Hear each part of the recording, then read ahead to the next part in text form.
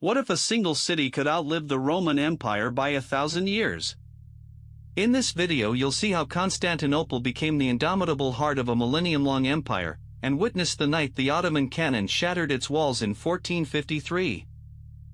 A thunderous cannon blast shatters the night sky over Constantinople, fire-licking the ancient walls as the Ottoman flag rises. This moment marks the end of a civilization that had withstood the fall of Rome, the Arab conquests, and the Crusader betrayal. Yet, for over 1,000 years before this night, the city had been the unbreakable spine of an empire that called itself Roman. How did a fledgling capital on a Bosphorus strait become the world's most resilient power? We travel back to 330 AD, when Emperor Constantine the Great, fresh from his victory over Licinius, chooses the ancient Greek colony of Byzantium as his new capital. He renames it Nova Roma, but the world soon knows it as Constantinople, a city designed to rival Rome itself. Its location, straddling Europe and Asia, guarding the Black Sea, was a masterstroke of geography, turning trade routes into arteries of wealth and power. Constantine legalizes Christianity with the Edict of Milan, and soon the Hagia Sophia's foundations are laid. Yet the empire's language shifts too. Greek, the tongue of the East, begins to replace Latin in administration. This cultural pivot creates a unique hybrid identity: Roman law, Greek philosophy, Christian faith, setting the stage for a civilization that could adapt where the West could not. But the empire's early brilliance hides a fragile fault line: the division of the Roman world in 395 AD. The western half crumbles under barbarian pressure, while the east inherits a massive bureaucracy and a front line of hostile neighbors. This split plants the seed of future crises, an overextended defense line that will later be tested by Persians, Arabs, and Turks. Enter Emperor Justinian I, the 6th century visionary who dreams of restoring the Roman world.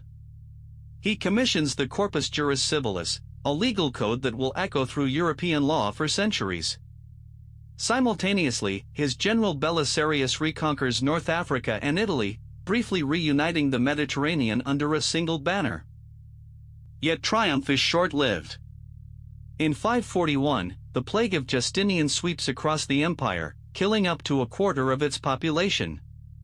Grain shipments stall, armies thin, and the fiscal strain of war becomes unbearable. The empire's greatest expansion is now shadowed by a silent, invisible enemy.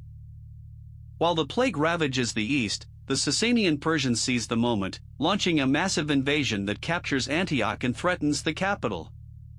Justinian's forces, already depleted, are forced into a desperate defense, buying time but draining the treasury. The empire survives, but the twin blows of disease and war leave a lingering vulnerability. By the 630s, Arab armies sweep through Syria and Egypt, seizing the empire's richest provinces. The loss of grain-rich Egypt is a financial catastrophe, yet the Byzantines cling to their core territories. A surprising twist arrives in the form of the Isaurian dynasty. Emperor Leo III, a humble soldier from the rugged Taurus Mountains, halts the iconoclastic controversy and stabilizes the empire's internal religious disputes. His reforms restore confidence in the imperial office and buy a century of relative peace. The Macedonian dynasty, beginning with Basil I, ushers in a 2-century renaissance. Art flourishes, mosaics shimmer with gold, architecture reaches new heights, and the navy dominates the Aegean. Trade routes to the Silk Road flow through Constantinople, making it the richest city in Europe, rivaling only later Paris. During this golden age, the empire codifies its own version of Roman law, refines the Greek liturgy, and spreads Orthodox Christianity to the Slavs. The cultural synthesis becomes a soft power that outlives armies. Monasteries copy ancient texts, preserving knowledge that would later fuel the Renaissance. But glory never lasts.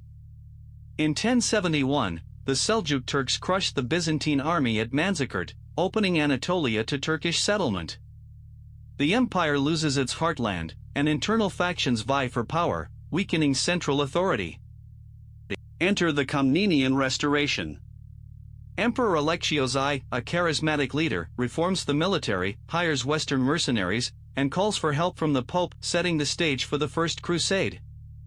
The empire regains some territories, but the price is a deeper entanglement with Latin powers. The Crusaders arrive, not as saviors, but as opportunists. In 1204, the Fourth Crusade diverts to Constantinople, and Latin knights sack the city for 3 days. Gold, relics, and priceless art are looted. The empire fragments into the Latin Empire and Greek successor states. The empire's heart is broken, yet the Greeks refuse to surrender. In 1261, Michael VIII Palaiologos recaptures Constantinople, restoring the Byzantine name. The city is a shadow of its former self, population halved, walls repaired with spolia, but the spirit of survival burns bright. Now a regional power, the Palaiologos dynasty clings to a precarious existence.